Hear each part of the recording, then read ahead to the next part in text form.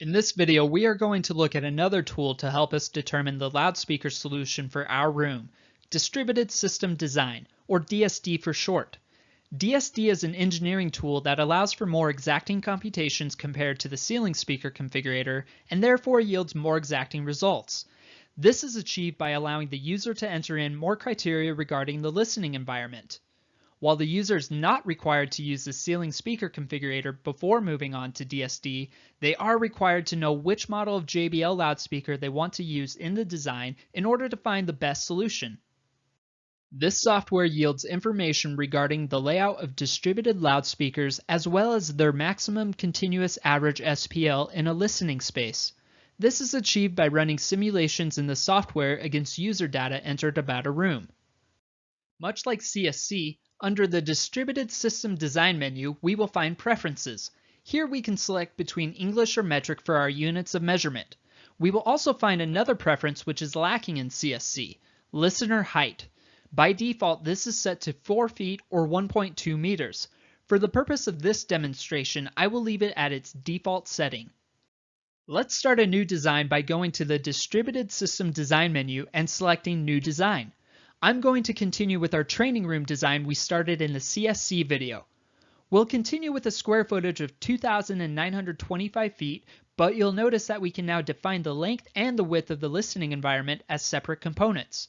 We determined in the CSC video that the length of the room is 65 feet, while the width of the room is 45 feet. We'll maintain a ceiling height of 15 feet. Note, the notations of the speaker height instead of the ceiling height is if your design includes pendant speakers. We'll talk more about speaker types in another video, but we wanted to address what are pendant speakers. Pendant speakers are the perfect choice for high ceilings found in stores, atriums, lobbies, sports centers, transportation centers, and for the open, unfinished style ceilings that are so popular in retail and restaurant design. Featuring 360-degree sound and 180-degree dispersion, pendant speakers deliver more dynamic sound over a wider area with fewer speakers. These models offer different tweeter-woofer speaker configurations so the speaker can be matched with the specific audio requirement. Let's take a brief look at the speakers available. It's based on the installed sound products found on our website. Remember, DSD requires the user to know which loudspeaker they prefer to use in the listening environment. Let's choose one from the results that were generated in CSC. I'll go with the JBL 8128 or 8138 tapped at 0.75 watts.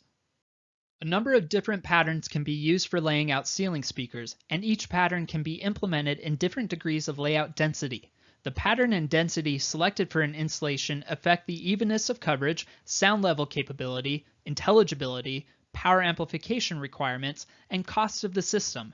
The two basic, most widely used speaker patterns are square and hexagonal. A square pattern lines up the rows and columns and often requires fewer speakers, resulting in a lower system cost. A square pattern is easy to lay out, especially on a suspended ceiling tile grid. It may also be easier for zoning large open spaces. It's usually the preferred choice, delivering more even coverage and often with fewer speakers. It's usually the best starting point for a design. In a hexagonal layout pattern, the rows are offset from each other. While a hexagonal pattern typically uses more speakers, it may use fewer in some particular cases. In a room where the width is 1.5 times the coverage of the speaker, part of a speaker's coverage is wasted in the square pattern. In these cases, you might be able to reduce the number of speakers in each row by 1, and offset the rows from each other, with the offset speaker from one row partially filling in the uncovered area from the adjacent row. The three most common densities in speaker layout are edge-to-edge, minimum overlap, and full overlap. Edge-to-edge densities places the speakers such that the outside edges of their single speaker's 6 dB down points, as projected onto the listening plane, just touch one another. Minimum overlap is a tighter spacing, where all spots are within the 6 dB coverage pattern of at least one speaker. Full overlap is even tighter. The 6 dB down point of one speaker extends to the on-axis point of adjacent speakers, and all listeners are within the coverage pattern of at least 2 speakers. Next, we must choose whether we are using a square or hexagonal array for coverage. This can be adjusted later for any what-if type questions. We'll use the square array as that is usually best for the first choice, and we'll choose for the loudspeakers to use a minimum overlap configuration, which yields the best trade-off between price and performance. Upon clicking OK, the results page will appear. As you can see, the results generated in DSD are much more engineering-oriented. The diagram at the top of the page will illustrate optimal loudspeaker placement with suggested measurements outlining the spacing from walls as well as between loudspeakers. Each loudspeaker is represented as an asterisk. In this design, we find there are 4 rows and 4 columns arranging the 12 loudspeakers DSD is recommending. The maximum continuous average SPL is also displayed. In this design, 83.3 dB marks how loud the speaker layout will be able to get to on a continual basis when pushed hard with real music or speech. We also find the expected level variation, or when areas of the room will not get to the sound level indicated. Recommended amplifier power needed for the loudspeakers will also be listed. You can revise the design to use other loudspeaker solutions. Note, if you want to increase the SPL, selecting a loudspeaker with a higher sensitivity or changing to a higher tap setting will be better than trying to increase the density. Similar to CSC, you can save the design as a .dsd file, print the results, and/or revise the design. DSD also features a subwoofer utility. The utility determines how many Control 19CS or CST subwoofers to use.